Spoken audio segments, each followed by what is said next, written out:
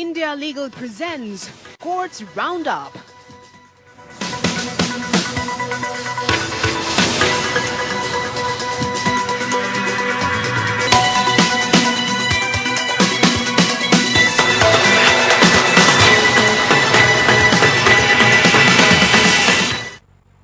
नमस्कार, आप देख रहे हैं हमारी खास पेशकश कोर्ट्स राउंड अप। मैं हूं आपके साथ रेशु त्यागी। इस बुलेटिन में अगले आधे घंटे हम आपको कोर्ट से जुड़ी तमाम छोटी बड़ी खबरों से रूबरू कराएंगे। कोर्ट की कार्यवाही और सुप्रीम कोर्ट से लेकर हाई कोर्ट और लोअर कोर्ट्स तक के फैसलों को आपके सामने रखेंगे। तो शुरू करते हैं कोर्ट से जुड़ी हुई तमाम खबरें। India Legal presents Courts Roundup.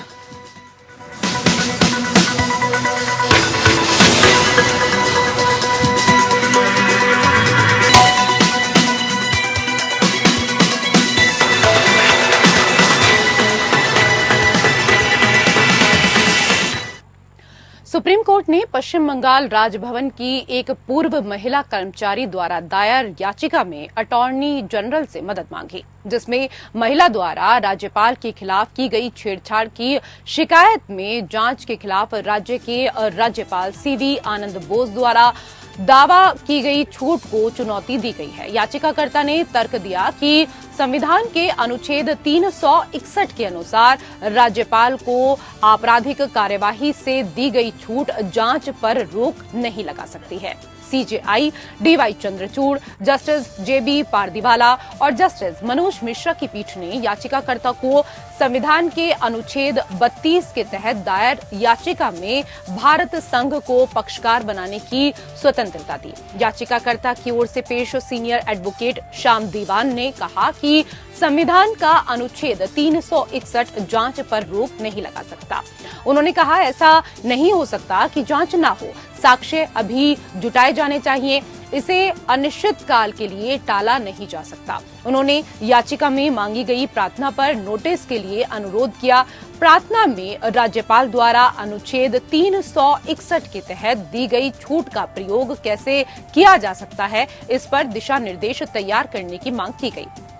याचिका में नोटिस जारी करते हुए पीठ ने कहा, याचिका संविधान के अनुच्छेद 361 के खंड 2 के तहत राज्यपाल को दी गई सुरक्षा के दायरे से संबंधित मुद्दा उठाती है, जिसके अनुसार राज्य के राज्यपाल के खिलाफ उनके कार्यकाल के दौरान किसी भी अदालत में कोई भी आपराधिक कार्यवाही नहीं की जाएगी या जारी नहीं रखी जाएगी।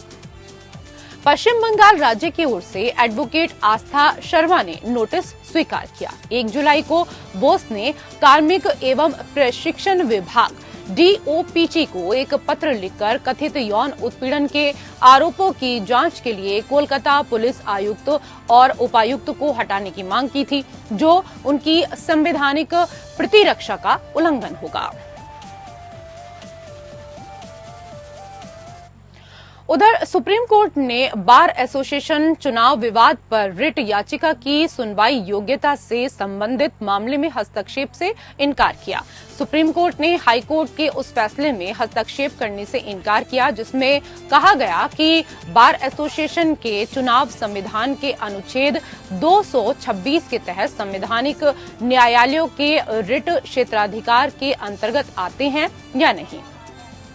कोर्ट ने कहा कि अगर बार एसोसिएशन के चुनाव से जुड़ा कोई मुद्दा है तो उसे संबंधित सिविल कोर्ट में जाना चाहिए। जस्टिस अभय एस ओका और जस्टिस AG मसीह की बेंच अलीपुर बार एसोसिएशन के मामले पर विशेष रूप से विचार कर रही थी, जब उसने याचिका वापस ले ली और कानून के सवालों को खुला छोड़ दिया।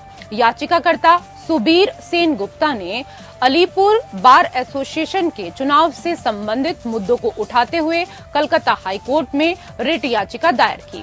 उन्होंने अन्य बातों के साथ साथ ये भी तर्क दिया कि एसोसिएशन के लगभग 400 सदस्यों के नाम अंतिम मतदाता सूची में शामिल किए गए थे, जबकि उन्होंने AIBE पास नहीं किया। हाईकोर्ट ने इस याचिका का निपटारा करते हुए चुनाव नोटिस को अलग रखा और निर्देश दिया कि पश्चिम बंगाल बार काउंसिल इस बात पर विचार करे कि क्या ऐसे व्यक्ति जिन्होंने AIBE पास नहीं किया है वो बार एसोसिएशन के चुनाव में वोट देने के पात्र हैं। इसके बाद अलीपुर बार एसोसिएशन ने अपील दायर की, जिसे अनुमति दे दी गई।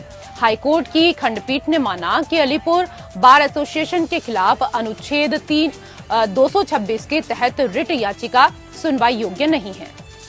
याचिकाकर्ता की ओर से पेश सीनियर एडवोकेट गोपाल शंकर नारायण ने आग्रह किया कि चुनाव में कोई आपसी विवाद नहीं था, बल्कि मुद्दा ये था कि जिन व्यक्तियों ने अखिल भारतीय बार परीक्षा AIBE पास नहीं की है, उन्हें वोट देने की अनुमति कैसे दी जा सकती है। उन्होंने तर्क दिया कि हाईकोर्ट के समक्ष मुकदमेबाजी के 2 दौर पहले भी हुए थे, जिसमें कुछ निर्देश पारित किए गए, लेकिन उनका क्रियान्वयन नहीं किया गया। सीनियर एडवोकेट ने कहा कि वर्तमान याचिका में निहित रिट याचिका में केवल उक्त निर्देशों के क्रियान्वयन की मांग की गई।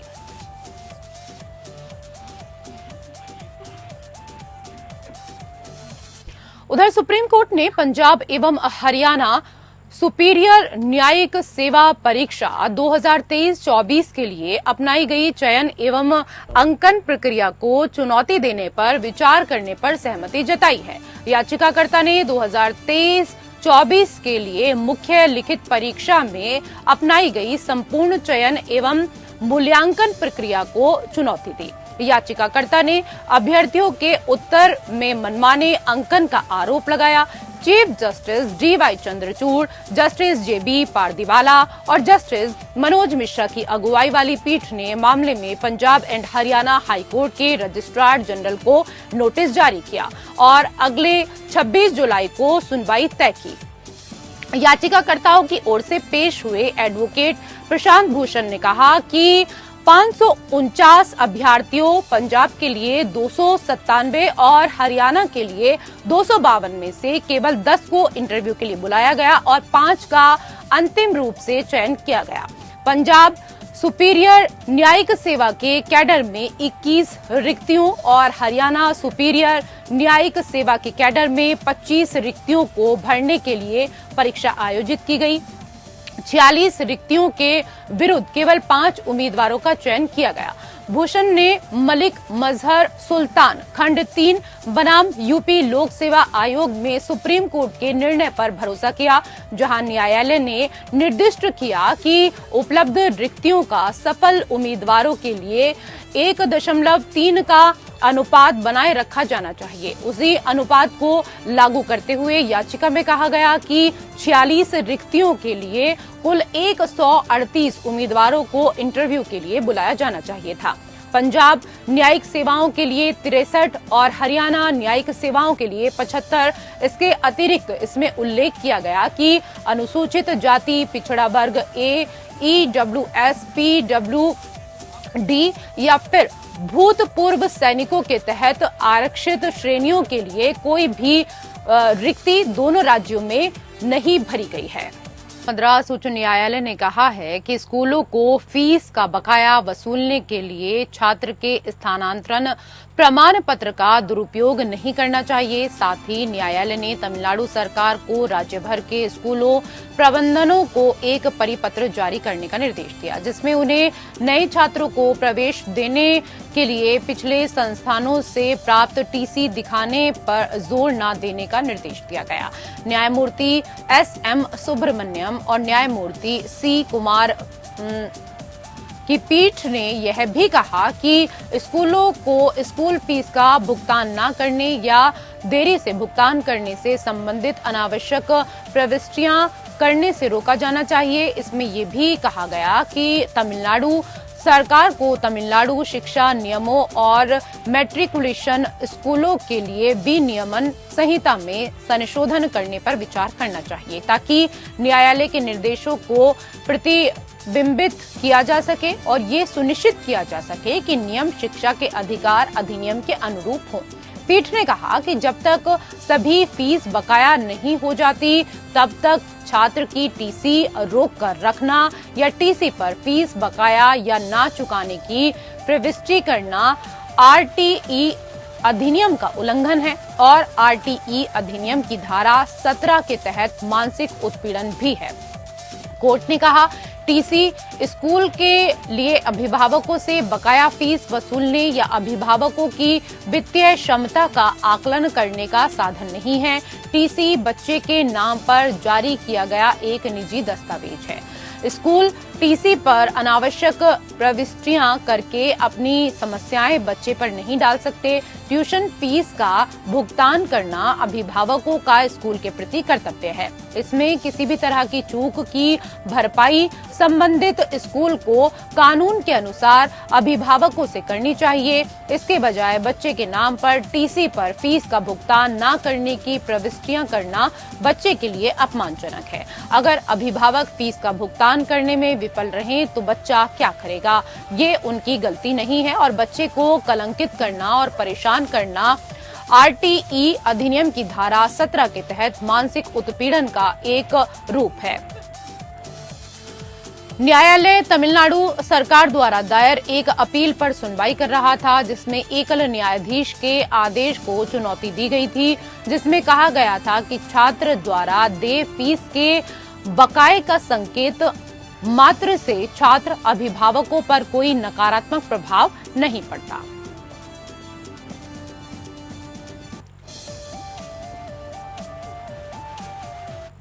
उधर मद्रास उच्च न्यायालय ने टिप्पणी की कि 3 नए आपराधिक कानूनों के नामकरण से अराजकता पैदा हो गई है। भले ही इन कानूनों को बनाने के पीछे का उद्देश्य अच्छा रहा हो। न्यायमूर्ति एस सुंदर और न्यायमूर्ति एन सेंथिल कुमार की पीठ ने यह भी कहा कि हालांकि कानून बनाने से पहले हितधारकों और जनता से आपत्तियां और राय मांगी गई थी, लेकिन इसे औपचारिकता की तरह ही किया गया और ऐसी राय पर वास्तव में विचार नहीं किया गया। पीठ ने कहा उद्देश्य अच्छा हो सकता है, लेकिन इसने अराजकता पैदा कर दी। आपत्तियां और राय मांगी गई थी, लेकिन ये केवल औपचारिकता थी, उनमें से किसी को भी लागू नहीं किया गया। न्यायालय ने 3 आपराधिक कानूनों को चुनौती देने वाली जनहित याचिकाओं के एक समूह की सुनवाई करते हुए ये टिप्पणी की। न्यायालय ने सुनवाई के दौरान कहा, हालांकि सामान्य तौर पर कम से कम सिद्धांत रूप में अगर सरकार किसी साधारण कानून में भी संशोधन करना चाहती है तो उसे पहले विधि आयोग के पास उसकी राय के लिए भेजा जाता है। न्यायालय ने 3 आपराधिक कानूनों भारतीय न्याय संहिता, भारतीय नागरिक सुरक्षा संहिता और भारतीय साक्ष्य अधिनियम के नामों पर भी सवाल उठाए। पीठ ने कहा, मौजूदा मामले में कुछ संशोधन करना चाहते थे। कानूनों के नाम बदलने की क्या जरूरत थी? यह केवल जनता को भ्रमित करने के लिए है। याचिका आर.एस. भारती द्वारा दायर की गई थी, जो द्रविड़ डीएमके के संगठन सचिव भी हैं।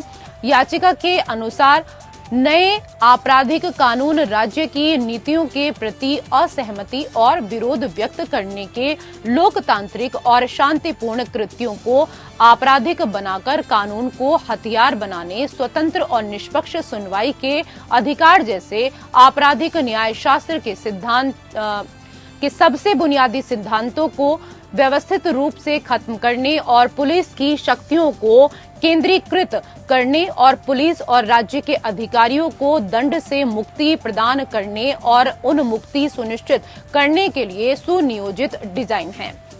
न्यायालय ने पहले 3 नए कानूनों को दिए गए संस्कृत हिंदी नामों को चुनौती देने वाली जनहित याचिका में इन पर रोक लगाने से इनकार कर दिया।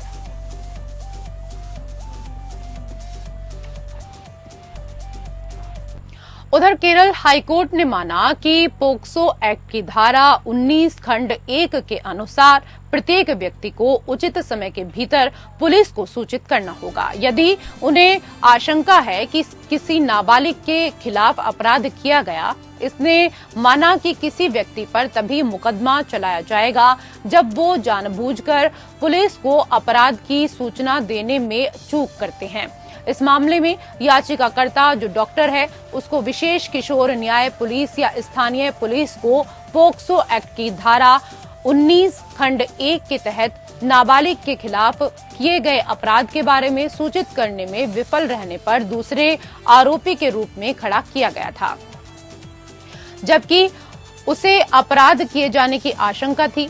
जस्टिस ए बदरुद्दीन ने कहा कि डॉक्टरों को ऐसी घटनाओं के बारे में पुलिस को सूचित करने के लिए उचित समय दिया जाना चाहिए। इसलिए डॉक्टरों को ऐसी घटनाओं की पुलिस को सूचित करने के लिए उचित समय दिया जाना चाहिए। इस मामले में एक डॉक्टर के कर्तव्यों को देखते हुए डॉक्टर ने नाबालिग लड़की के गर्भवती होने के जानकारी अपने ज्ञान के संकट से 7.15 घंटे की अवधि के भीतर नहीं दी, जब तक पुलिस अस्पताल पहुंची और जल्द ही अपराध दर्ज किया गया। ऐसे मामले में क्या डॉक्टर पर आपराधिक दोष लगाया जा सकता है? यह प्रासंगिक प्रश्न है। उक्त प्रश्न का उत्तर है निश्चित रूप से नहीं, क्योंकि उसे पुलिस को मामले की सूचना देने के लिए उचित समय नहीं मिला। मामले में 17 वर्षीय नाबालिग को उसके पिता द्वारा गर्भपात के लिए मंगलापुरम में अस्पताल में ले जाया गया, जो गर्भावस्था के लिए जिम्मेदार था। आरोप है कि याचिकाकर्ता के डॉक्टर को उसकी स्कैन रिपोर्ट से उसकी गर्भावस्था के बारे में पता था। आरोप है कि पीड़िता को अस्पताल में भर्ती कराया गया और तीसरे आरोपी द्वारा गर्भपात करने के लिए उसकी योनि में गोली डाल दी गई। आरोप है कि याचिकाकर्ता को गर्भावस्था के बारे में पता होने के बावजूद भी उसे पुलिस को सूचित नहीं किया और पोक्सो एक्ट की धारा 19 खंड 1 के तहत अपराध किया। न्यायालय ने कहा कि यह नहीं कहा जा सकता कि याचिकाकर्ता ने जानबूझकर कोई चूक की या पुलिस को सूचित करने में विफल रहा। न्यायालय ने कहा कि डॉक्टरों की जिम्मेदारी लोगों की जान बचाना है और वो तत्काल मेडिकल की आवश्यकता वाले अन्य रोगियों के साथ व्यस्त हो सकते हैं। न्यायालय ने कहा कि डॉक्टरों को ऐसी घटनाओं के बारे में पुलिस को सूचित करने के लिए उचित समय दिया जाना चाहिए।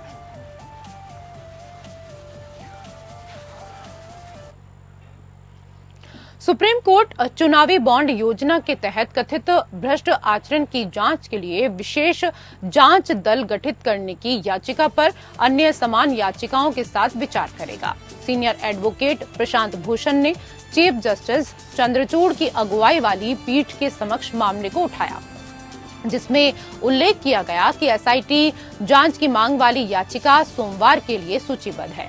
हालांकि उन्होंने मामले पर अन्य संबंधित याचिका को क्लब करने की मांग की, जिसे बहुत बाद में दायर किया गया और जिसे सुनवाई के लिए सूचीबद्ध किया गया। जवाब में सीजेआई ने आश्वासन दिया कि इलेक्टोरल बॉन्ड्स योजना पर संबंधित मामलों के पूरे समूह को सोमवार को लिया जाएगा। अप्रैल में दायर की गई मुख्य याचिका में चुनावी बॉन्ड दान के माध्यम से निगमों और राजनीतिक दलों के बीच कथित तौर पर लेन देन की घटनाओं की जांच के लिए विशेष जांच दल के गठन की मांग की गई। ये घटनाक्रम सुप्रीम कोर्ट द्वारा इलेक्टोरल बॉन्ड्स योजना को असंवैधानिक और संविधान के अनुच्छेद 19 खंड 1 उपधारा ए का उल्लंघन करने वाला बताते हुए रद्द करने के फैसले के बाद सामने आया।